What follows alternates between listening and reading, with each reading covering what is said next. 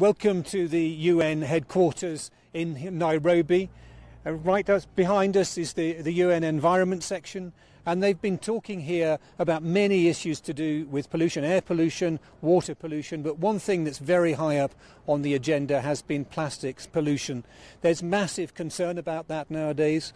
Maybe 8 billion tonnes, possibly as much as 12 billion tonnes of waste plastic flowing into the ocean every year, and very clear evidence now that fish and turtles and other wildlife are suffering from it. Let's take a little look into an artwork here. We've got this artwork here by a group called TikTok. It represents a kind of a time bomb. If we look in there, the plastics there, the plastic bottles, a bit of it looks like an old toothbrush or something like that, bits of old medical equipment, and the sort of thing you find at the bottom of the sea. We met a turtle the other day that had been rescued after ingesting plastics, and its gut was full of plastic.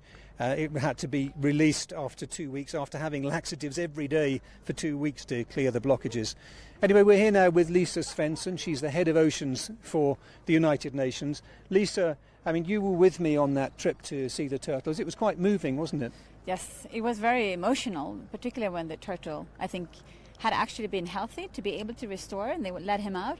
And then just hopefully he was able to live out there in the ocean and not coming back. Yeah, but as we stood there chatting on the shore, I asked you a question, which was, you know, from the amount of plastic there's on that pollution on that beach we saw in eastern Kenya, that turtle could well be back in the hospital, the turtle hospital, before long, having ingested a load more plastic. Right, and obviously it's also because the turtle is out there for the moment, and we still haven't working on getting action, and that will take some time.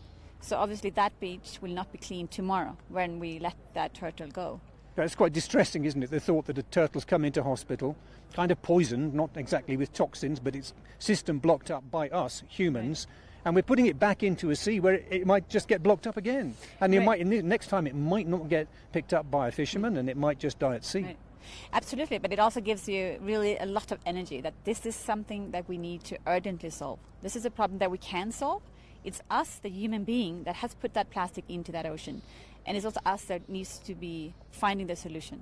Well, let's stick with that place a bit more, the Turtle Hospital, because I thought it was absolutely fascinating. You'll remember seeing with me, they had those little sandwich bags, those little plastic bags on the wall, each one of which was filled with plastic fragments that had come out of the gut of one of the turtles that had been brought in sick. I was really quite touched by that.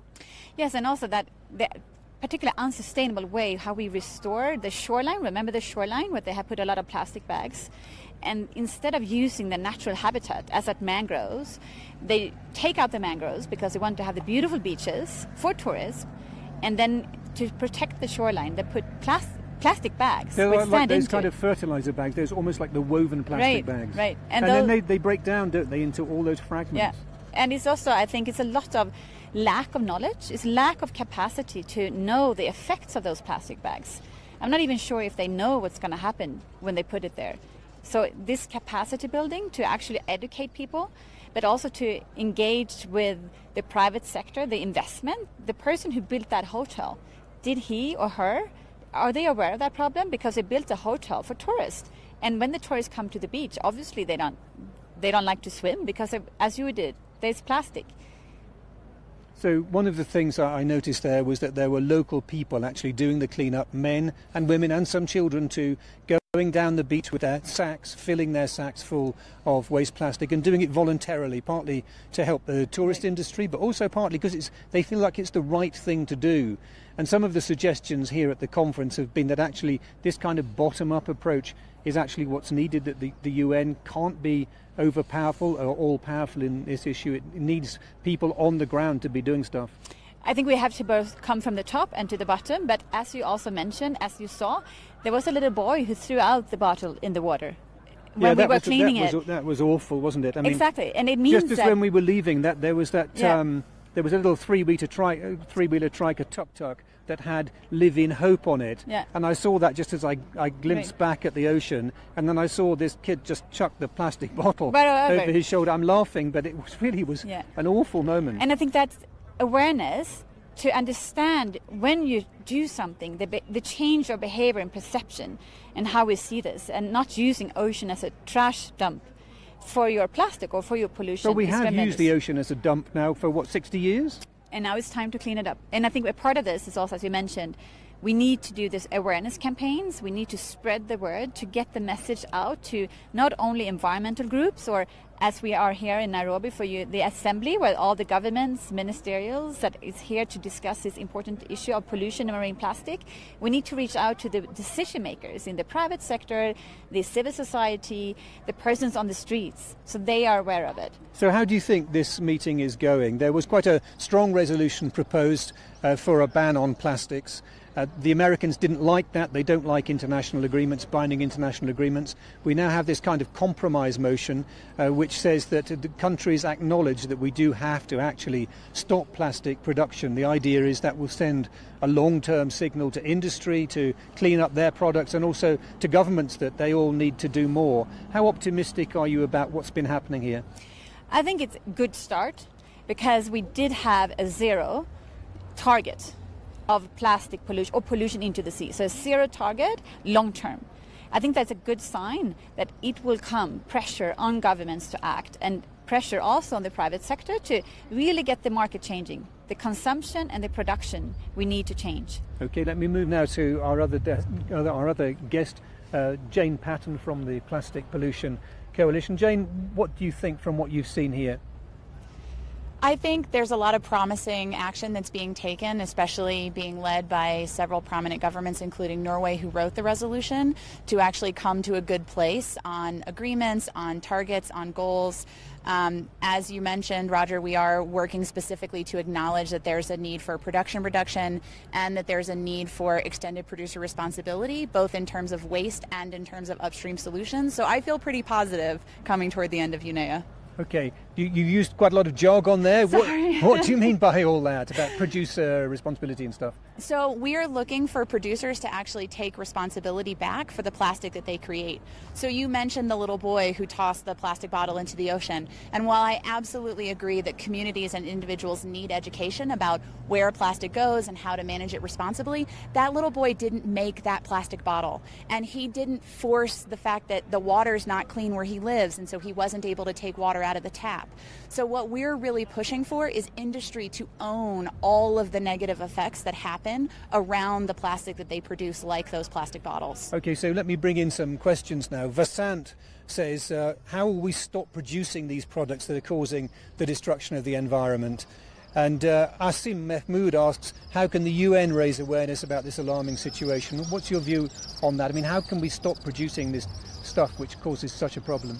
Well, I think a lot of that is based in systemic solutions. So as I mentioned before, if we want to reduce the amount of single-use plastic bottles, one of the best things we can do is make sure that everyone has access to clean, potable water, because that's a big issue, is that people don't have drinkable water. And so they have to resort to plastic bottles, you mean? So exactly. And I think if we also revisit food packaging, and we revisit new technologies to make sure that we're both ensuring food stays fresh, but also not delivering it in plastic, because right now a lot of our single use comes from food packaging. Well, let me ask you about that, because here in Kenya they've actually banned plastic bags, and then they had an outcry from the meat retailers, for instance, who said, how are we going to sell our meat? You know, people will get blood all over the bottom of their bags. Now, of course, if you're a vegan, that's not going to apply, but if you're a carnivore, like most people who are probably watching this, and that is going to be a problem, and they've had to relax the law when it comes to meat, for instance. I mean, what are we going to do with those plastics? Are very, very useful. How are we going to supplant them, replace them? So I think there are lots of materials that are useful, that are more sustainable than plastics. And I think what we need to do, and this is where we can partner with industry, is ask industry to actually develop new technologies that are more sustainable, reusable, easy to clean, that are just as effective as plastic. And I would point out that even when selling meat, plastics really only hit the market in the late 70s in terms of consumer food packaging. Yeah, what did people do before then? I'm pretty sure they had containers in which they brought meat home. They had their own bags. Okay, they if had there's their anybody own old enough to remember that, please get in touch. My butcher at home packages in paper, so that's also an option. Right, okay. Let me ask you a question, another one from here, which is from Keith, this question: who is going to police those vast oceans, and who will pay for that policing? I mean, this refers to, I presume, dumping in the ocean, which theoretically is already illegal to dump plastic in the ocean. It's not illegal to dump plastic from the land into rivers internationally under international law. Who's going to pay for monitoring? Well, it's a really good question, because the governance, or the lack of governance of the ocean, is really the core element why we are where we are. Nobody have really felt responsible. Everybody claims it, and everybody had the right to go out there, or they take the right to go out there. And this lack of capacity to to understand how to protect it is a challenge. But I think the future will give us technology, and the technology is here for satellites, for monitoring. The problem is, how transparent is this information? Because that information could be used for different purposes. So we need to engage and to spread that knowledge and make it very transparent, so everybody could actually be part of monitoring, which we call the civil society mechanism, meaning anyone that have that transparent statistics, data, where the fishing fleets are, where the big ships are, they could actually zoom in, and then you can make a burst on your technology that you have. So it creates a momentum by using both innovative thinking, the technology at hand that we have, and how could we use that into the whole public engagement? Yeah, one idea, of course, was to use drones as well, but the question would be who would fly the drones and fuel them and what have you. But one of the things at this conference has been how to get nations to monitor better their own plastic that they're putting in. Because a lot of the plastics in the sea comes from hundreds, sometimes thousands of miles inland. People will just toss something into a ditch and not realise that it could be clogging up the guts of a turtle thousands of miles away. How are we going to get the big nations cooperating? The US, China, a major plastics polluter, Indonesia. How have they been behaving at this conference? No, we know, because we were at the beach and we saw those packages from Japan in Kenya, a coffee plant, and we know they're coming with the currents, we're coming there with the wind. But how will you stop it? And I think we need to stop it at its source. So working with the governments to put actions on it, so stop it before it comes to the ocean. But as we also know, most of the people... How can we do that? I mean, we talked about the boy we saw who threw the plastic bottle. I was doing a piece to camera for a television piece yesterday astride a ditch in Nairobi, and despite the ban on plastic bags, it's full of all sorts of other plastic rubbish. People are just careless and just chuck stuff away. So, for example, most people live at the coastal area, and they live next to the rivers that comes out in the ocean. And we are increasing urban population dramatically, and particularly if the population in Africa will increase with 80 people every minute to 250. It's just obvious that we have to stop this behavior of throwing away garbage and not taking care of the garbage. And in terms of awareness, what we as UN Environment can do, we are supposed to be the sort of the leader of the pack, that we're driving this change for awareness. And one example is that we teamed up with the Volvo Ocean Race, and they are going around the world, having all kind of partners from the civil society and private sector, doing a lot of engagement. But you're not going to save the seas by sailing a yacht, are you? We're definitely not sailing the yacht. We are driving the awareness, because a lot of people have an interest in this, and this is how you link in to a message that everybody has an interest in. You link also into the environment concerns. So I think we also core messages that we don't see environment and ocean as a separate issue and only talk about environment and ocean in ocean environmental meetings as here. Here we are praying to the convinced people. We need to be out there where people are not aware of environmental ocean issues. And how do we get in there? How do we get access to those groups? And this is why we're teaming up with non-environmental groups, because they can take the message of environment and ocean, and that's how you have a totally different legacy, rather than we as an environmentalist talking about environment. Let me ask Jane about this. Jane, the BBC's Blue Planet series, I think, has moved a lot of people. I don't know if you've seen any of it. There have been some quite distressing images. Obviously, more people do need to know about it. How do we get that message across? I think a lot of that has to do with people acting in their local communities. I think even communities that are not coastal, plastic pollution is not just a marine issue. A very small fraction of the plastic we use actually ends up in the ocean. Yeah, for sure. I mean, some of the African countries who've banned plastics, and there are, I think now 13 or more who've banned plastic bags completely, have done it because their cows are eating the plastic bags. I mean, most people have no idea about that happening. And it's piling up in the landfill. So I actually think it's really powerful when local community organizations organizations come together to create zero waste structures and zero waste cities. They talk to their city councils, they talk to their city leaders, and they talk to their neighbors, and they develop systems by which people are reusing, they're borrowing, they're not using plastic at parties. The city is not purchasing plastic, they're not relying on wasteful technologies. And so what they're actually doing is trying to increase the use of reusables, trying to change policy to make sustainable alternatives the requirement. So there's a lot of this happening at the local level in the Philippines, in Indonesia, all over the United States and Europe. And so a lot of what we're looking for is more of a local community economy, getting back to that and getting away from the sort of global growth that comes with the plastic. Okay, just one final thought because we're wrapping up now. Optimistic or pessimistic? Very optimistic. Really? I know that there's a lot piling up, but I think every time I come to spaces like this and I see people working in communities and talking to their neighbors and coming together to take a stand and say, industry is responsible for this, communities have responsibility, and this is the way that they can do it. There's pathways forward, and all we have to do is make sure that people know about them. Okay, Lisa, briefly, optimistic or pessimistic? There's just one, and that is optimistic. You're paid to be optimistic. No, I'm not paid to be optimistic. Rather, the vice versa.